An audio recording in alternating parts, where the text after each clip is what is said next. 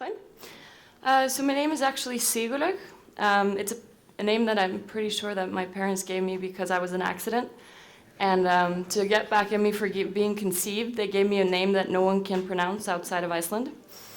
And I moved to Norway when I was 9 years old, and everyone started calling me Sigurd. I chose my own nickname, so please call me Lauga. I've worked in online marketing for the past 8 years. It started actually in New York. I was working as a marketing director for a mid-sized shipping company. And we had like little to no brand awareness. Nobody knew who we were or what we were good at. So I figured out that there was not a lot of information online about these issues that people working in logistics were facing every day. So we launched a shipping blog called morethanshipping.com. We basically talked about international toll regulations and container shipping and LCL and air freight and like super sexy stuff. And the thing is, it's not really about writing stuff that a broad group of people care about, as long as you're talking to the people that are important to your company. And we had a lot of resources in-house. Like, these people were super smart, and they really knew a lot of stuff about a small niche in our industry. So we just put that knowledge to use, and we just created an author rotation around the people that we had in-house. We used LinkedIn and Facebook exclusively to kind of distribute this content. And it took us about 6 months to get readers from 203 countries in the world, and we had several 100,000 readers every month about a very narrow subject. And we got a lot of appraisal in our industry for kind of being the first player to use social media in a non-selling way, basically adding value. So I moved back, I made the decision to move back to Norway after 5 years in New York. New York was a bitch. Basically, I was homeless for 3-4 months during that time, and I kind of had a lot of ups and downs in New York. I also learned a lot, and I spent 3 years at the shipping company, and I learned a lot of things, but I was just ready to kind of venture out on my own. And I started working as a freelance consultant, marketing consultant for companies here in Norway. And I had a limited network, right, after 5 years in New York. So I called the one guy that, I had in my Norwegian network. His name is Kjetil. He was the sales director at Elixia. He was one of the founders of Elixia in his days. And basically we met for coffee, and we had the same challenge, right? I was working for a couple of clients with limited marketing budgets. Kjetil had 40 to 45 million kronor to spend every year. But we both didn't know where to place that money in ways that actually got the results that we wanted. I had already been working with content creation. He had actually tried working with a couple of bloggers, creating some video content, and it gave great results, right? But it wasn't scalable. So we set out to professionalize the way brands work with influencers on social media.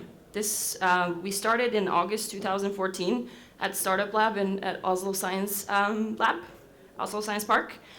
And basically the issue was that blogging was already quite commercial, but there was little to no trust between the brands and the bloggers, and they had little credibility in the market. It was also really hard to actually scale these collaborations up. It was one blog post here and one blog post there.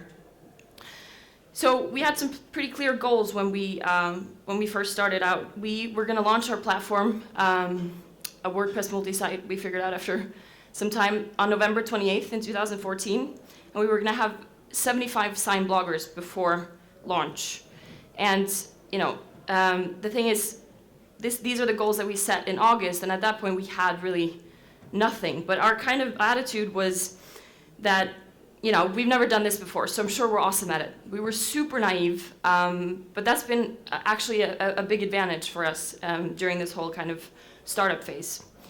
So this is the first design mock-up that I made in Bix. And in August, that's pretty much what we had. We had these design sketches and some good ideas. But we spent that entire fall meeting influencers and asking them, what would an agent mean to you? what are you missing right now in terms of your working day? Like, what do you want to learn more about? You know, what's important to you as a commercial blogger? So we really kind of put the power in their hands to help us figure out who we were going to be and why. And obviously, you know, we needed some things to kind of make this a tangible concept. So we bought a logo. We paid way too much money for it. This is a design agency. It's basically Brandon Grotesque, the font. So we learned, you know, you can also get screwed. That was like kind of our first lesson. But the most important thing was finding a tech partner, right? Because, you know, we come from the business side of things, and we had no idea how to kind of create this platform for our influencers to create content. And we met with a bunch of different agencies, and for us it was really important to find a partner that we could trust and that we could collaborate with in, you know, kind of like side by side. And we ended up choosing Pingbull. Today they have a new name. We have a new name after murders. They're Red Ink, and we're United Influencers, not bloggers. And you know, they're a young company. They have a startup mentality, which is basically the reason we wanted to work with them. But the thing is, we had no time, no money, and limited knowledge. So we're basically like your worst nightmare as a client. And we wanted to offer equity so that we could kind of work together in a partnership, but you know, they're owned by Alid, and it was hard to do an equity deal. So having like kind of a contracting deal when we're in a very early startup phase with, like I said, we have no time, we have no money, and we really don't know what the fuck we're doing, basically. So it was a very challenging kind of setup. And I think, you know, any client relationship, it needs to be built on trust, good communication, and realistic timeframes. And, you know, working with the startup, you're not going to get realistic timeframes, and communication can be tough, because we were running around, you know, at Startup Lab and recruiting bloggers. We basically had like 10 to 15 meetings back to back to back every day, because our job was to get the actual content for this platform that they were building. And I think that, you know, what we really kind of, or our success factor during that recruitment time was that, you know, we really gave them the power, right? Because I came from shipping, my co-founder came from the fitness industry. So, you know, we put it in their hands to say, you know, do you want to come and build this company with us where we can create a working environment where we have fun, you know, we grow, and, you know, we do great work. And, you know, you want to become a part of that, because they were really kind of building that company with us. So we started as 2 co-founders, and we grew into 100. So our influencers have a lot of ownership to our brand. Of course, that also creates challenges, because they think that they should be involved in every single decision that's made. So we launched our platform December 18th, so it was a couple of weeks after an unrealistic deadline. So mad kudos to Pingbull for that. Our PM is actually sitting right behind Noel, it's Anna. So it was an interesting time period, like launching right before Christmas, at least our Christmas. They were in Ukraine at the time, so they were a couple of weeks behind, but like this is pretty much how our Christmas looked like. It was challenging. We were adding like 78 influencers we had signed, so we were importing them, like they had like 10 years of archives with like so much data. It's ridiculous. And you know, basically when we pressed that button and we went live, you know, we were no longer kind of playing around. This is real. Like, we're operational. We're responsible for 78 people and their income every month. So we really went into kind of organizational mode, where we had to figure out how we're going to set this agency up in an efficient way. And so tech kind of became, obviously it's never secondary, because, you know, we like to say we're a sales organization, but of course, you know, this platform is our core product. And one of our co-founders, Frederick, who's the bald guy sitting there, he came up to me. It was actually the WordPress conference last year. He's like, "Lauga, I met this really cool dude at the WordPress conference, and he's crashing on my couch for a couple of weeks. Like, he's really good at WordPress. You want to meet him?" I'm like, yeah, I want to meet him. So Noel comes along to our office and we have pizza and champagne and we talk about our platforms, the challenges that we're having, and kind of we really wanted to have a more long-term and ahead of time approach to the way we were developing. And you know, we went into a partnership with Human Made and basically, you know, answering the question that was asked to Noel before, you know, this has basically been our life ever since, like Noel just saying no, no, no, no, no. But that's really what we need, because we need a partner that takes ownership to the product, because we know what we're good at, you know, and tech is not part of it. So we need someone like Noel that can say, you know, fuck you, Lauga, you don't know what you're saying. Let me take care of this, you know, and this is the plan, and just really good at explaining, you know, the reasoning behind and the long-term perspective of things, and kind of that technical debt that goes into making decisions that you're not doing it for 200 influencers. It just, you know, you're changing a theme for one person. So, you know, it's also helped us because we can tell our influencers, you know, you can talk to Noel and he's gonna be like, no. So we can kind of dodge out of that. So today we represent nearly 150 influencers in the Nordic, closer to 200 now that we're launched in Finland.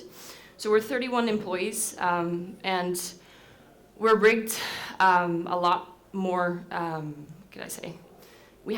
We were kind of stretching our capacity for a while there because we grew very fast, and we had one IT guy that was working on support, poor Marius. And now, you know, we've set up a rig around our influencers where they have a PR rep, they have access to lawyers, they have access to accountants that can help them with taxes and everything that goes into running their own little business, right? And we basically create a team around them so they can spend their time creating content that their readers will appreciate. And we work with actors, comedians, you know, fashion bloggers, athletes. We have a chess player, we have an equestrian, so it's a pretty broad range of people. But the common denominator is that these people have a dedicated audience on social media, an audience that tunes into their content every day and values their opinion. So our role is basically being that middle person, right? That helps brands connect with influencers that are right for their brands and their values. And, you know, we help influencers grow their brand and their business. And the reason this works is because as consumers, we prefer buying products by recommendation. And we trust our friends, our acquaintances, and the people that we follow on social media. And I really don't like, you know, when people ask, like, so what do you guys do? I say we're a digital influencer marketing agency. And it's like a string of buzzwords, but there's nothing new about what we're doing, right? Like, celebrities and athletes have been covered in logos since the beginning of time. And if you watched the Ski World Cup a couple of weeks ago, you saw the athletes holding the smoothie with a logo facing the camera like this when they're getting interviewed. Like, it's so super awkward, but it's nothing new. Brands have been using celebrities and athletes in their marketing strategies for a long time. But what has changed is obviously technology, right? So with the rise of all these new platforms, all of a sudden everyone has a voice. Everyone has the ability to create content and build an audience around themselves and become an influencer within their segment. And what that means is that the cool kids on the block, when you were growing up, all of a sudden they have this broad reach, right? So it's really nothing new, and it's not a buzzword. It just sounds ridiculous. We need to kind of rethink that. Digital influencer marketing agency. So what really has happened is that the power has shifted. So you see global celebrities like Beyonce with 1.9 million followers on YouTube, and then you have Felix, who started creating videos in his mom's basement in Sweden with 41 million followers. So the reason this type of marketing works, there are obviously a couple of reasons. First of all, it's a very precise target group. So this is just derived from the data that we have in terms of the blog readers, because obviously we work with several social platforms as well. But we have 3.5 million monthly readers. They're 95% women, which is no, big surprise. And a majority of them are between the ages of 18 to 34. And, they're mainly reading from their mobile phone. So obviously we need to figure out how we're going to create the best possible user experience for them on the phone, while our influencers are looking at their computers and really kind of hung up on everything desktop, because that's where they're working. And we need to tell them, but your reader is here. So you need to shift your focus and become much more user-oriented, because they're spending their time on things that, it doesn't actually matter. But in their head, it's important, right? And the advantage for a brand is that, the reader is here in that primary content, reading the blog post. And you have their attention for over 2 minutes on average per visit. And that's a lot of time. Like, we have the attention span of a goldfish. So you actually have someone's attention for 2 minutes, and they really come in to kind of see what the influencer is talking about, and they value that opinion. And this is an example from a campaign that we did with a client last year called Lilleprinsen. They're children's clothing store outside of, 25 minutes outside of Oslo. And they chose to work with 4 of our mom and dad bloggers as brand ambassadors for 2015. And as part of that ambassadorship, the bloggers invited their followers to a customer event. And they promoted the event through Facebook and Instagram, Snapchat, and their blog. And basically, they had picked out their favorite products in advance, and everyone who showed up got a gift card. And then the bloggers actually worked at the store that night as well. And it gave tremendous results. Like, there was a line around the block, and they had a sales record. But the point of this isn't that these 4 mom and dad bloggers had this tremendous reach, because it's not just about the amount of people that you reach out to, but it's about relevance, right? And it's about the relationship that that publisher has to their audience, because they've spent years building that relationship and building trust, responding to questions and comments throughout all these various social channels. They respond to every single Snapchat they get, and they respond to every single Instagram comment, and they get comments on their blogs, they get messages on their Facebook page.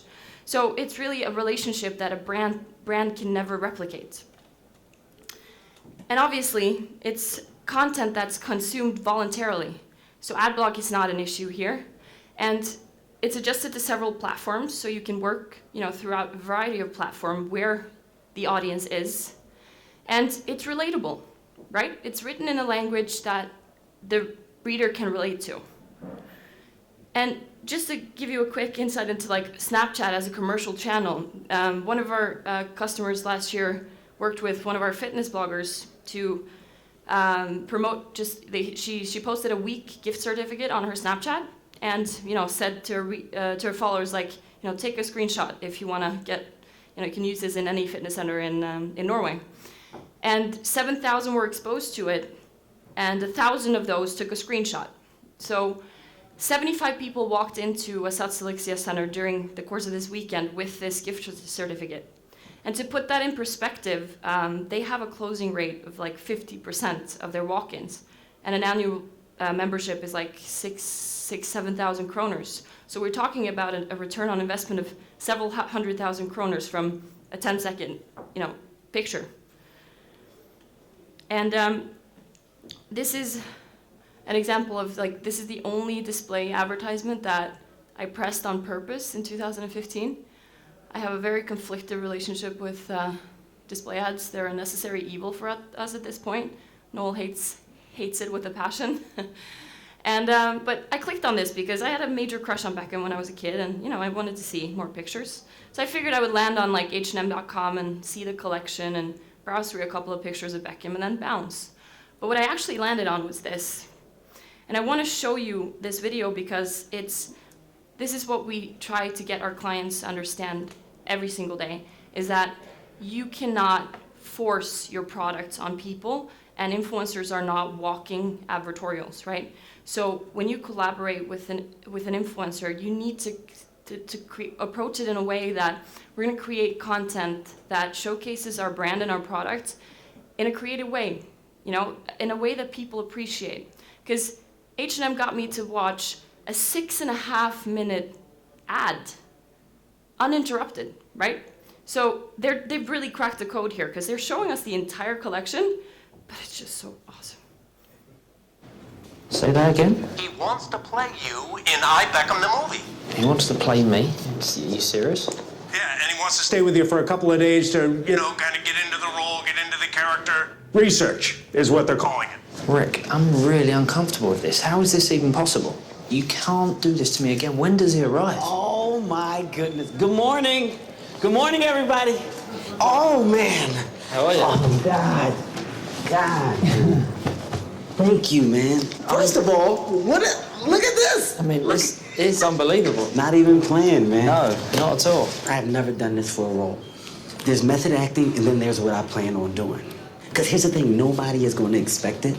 And if I pull this off, this is the one that people will talk about for ages. People are going to talk about this for When sure. Kevin Hart became David Beckham. I'm Thank you excited. so much. I'm just going to continue to shoot. Yeah, I don't want to slow you up. You're good there. Okay, man. Amazing. Thank you so much, David. Rick, we need to talk a week in my house. Seriously? I'm watching you. I'm not. I am.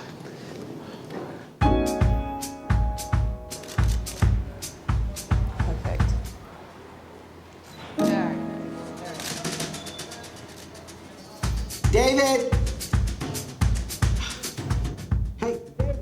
Hey. That's great. That's great. We got it.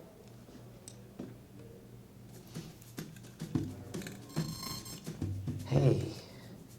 What are you doing here? Come on. No, I'm sorry. I'm so sorry. Okay. Don't be mad. You're not mad at me, are you? Never. You're out of toilet paper in the bathroom. Morning, guys. Morning. How are you?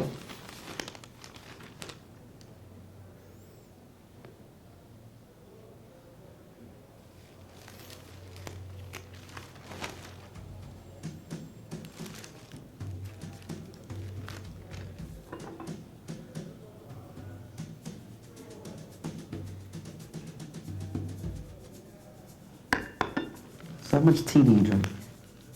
I'm English. I drink a lot of tea. English drinks a lot of tea. Great. David, would you mind if we brought Kevin in for a few? I think it could be fun, right? I mean, okay. Yeah? Yeah. You don't mind? I mean, Hi.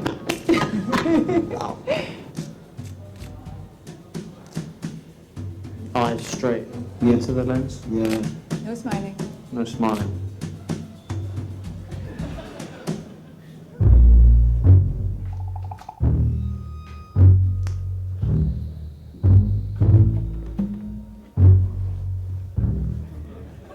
Kevin, oh my. It's 4 a.m. What are you doing in my bed, Kev? Huh? What? What are you doing in my bed? It's your bed? I thought I was. Where the bathroom? I thought it was. I must have wandered off. You wandered Oh, there's off. the bathroom. How long are you staying? Well, I mean, until we get it right. Till we get what right? Till we get what right? This was great talk time, by the way, David. I feel like I'm getting to know you. So you look fit. What do you do? Hot yoga, Pilates. Show me the Beckham kick. Oh. What about you? What do you do? A little bit of cardio. I lift a little bit. Ask me what I do. You look fit. What do you do? A little bit of cardio. I lift a little bit. After working out, what's the one thing that you have to do? Ice bath. Not right now, David. I can't. Gotta stay fit. I'll take some mint tea with a little bit of honey. Hello, I'm David Beckham. Okay, what are you doing in my bathroom? Is that my toothbrush? Come on. I'm sorry.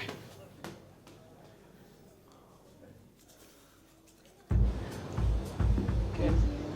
I'm sorry. I just need this more than you. So sorry. Sorry.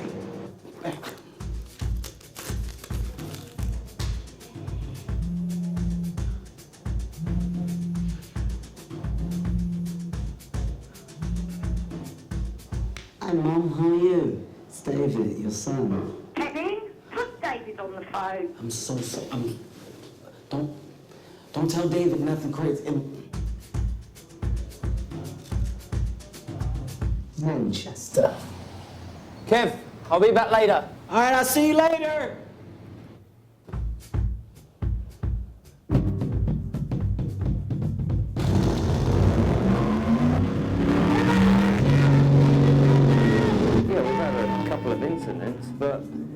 great guy.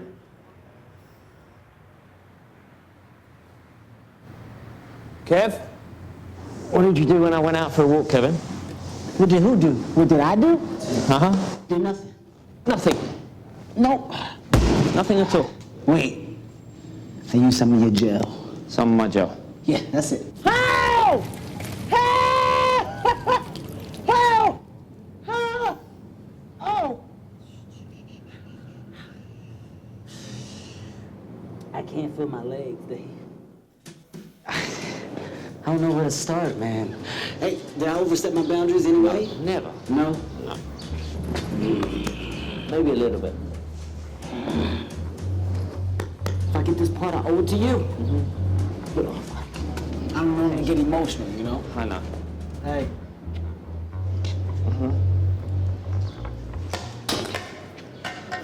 Oh! It didn't bend. See you, Kevin. Yeah, see you, David. So sorry, man. I was trying to put it in the trash can.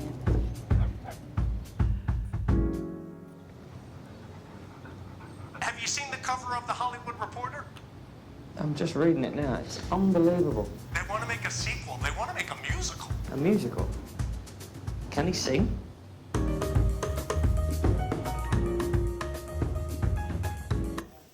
How good was that?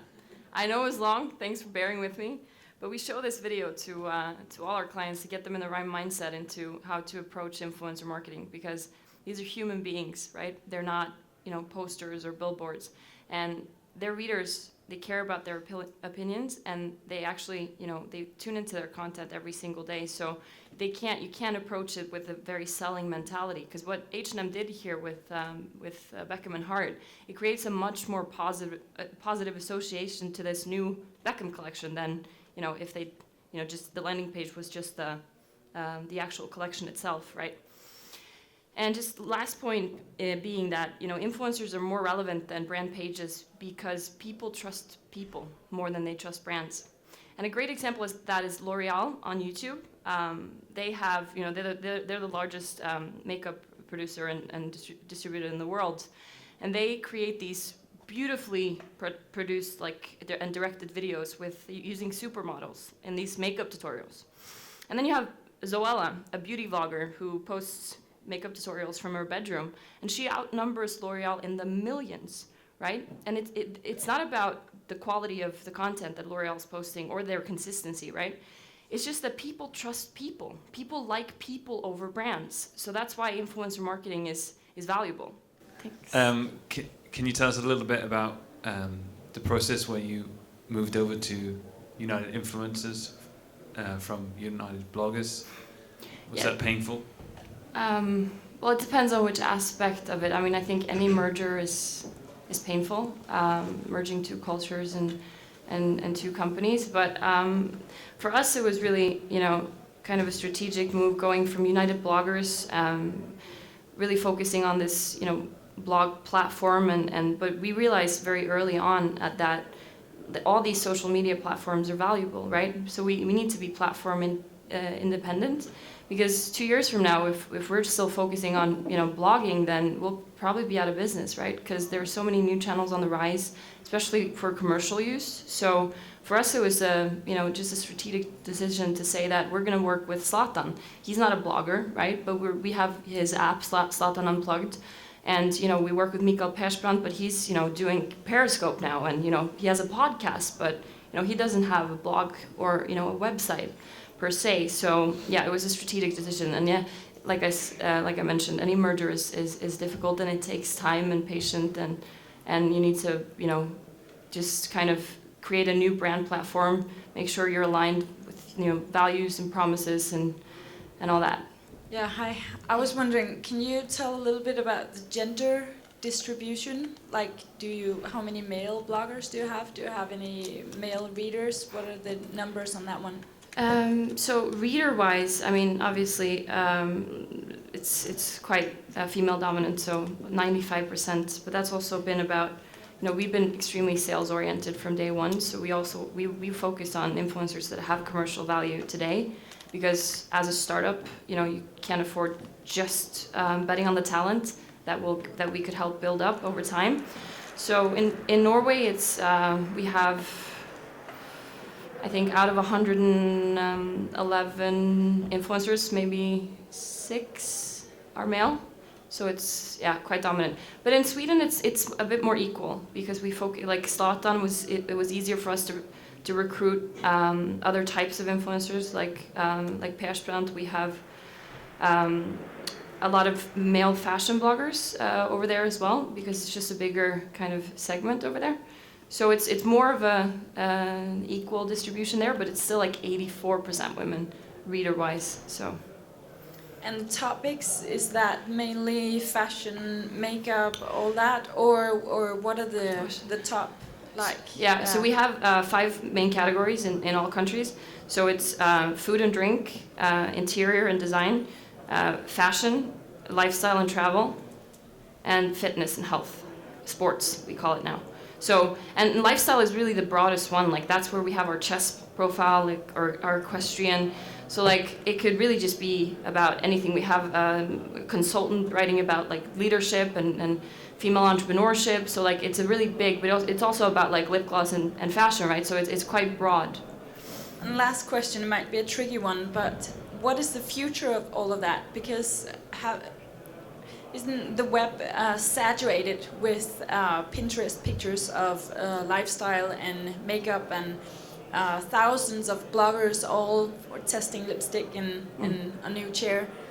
I think what we're seeing now is that it's going to be more about influencers finding their platform. Like we have, I don't think you're going to see influencers being on 5 different platforms because you're not going to be adding value on each and every one of them. So we have one of our influencers in Norway that's incredible on Snapchat because he's great with these 10-second videos. But his blog is, it never really took off. It didn't get that much traction. But on Snapchat, he's one of our biggest profiles. So I think you're just going to become much more niched platform-wise, and instead of spreading yourself thin and thinking everyone gives a shit about what you're trying to, what you're publishing, basically.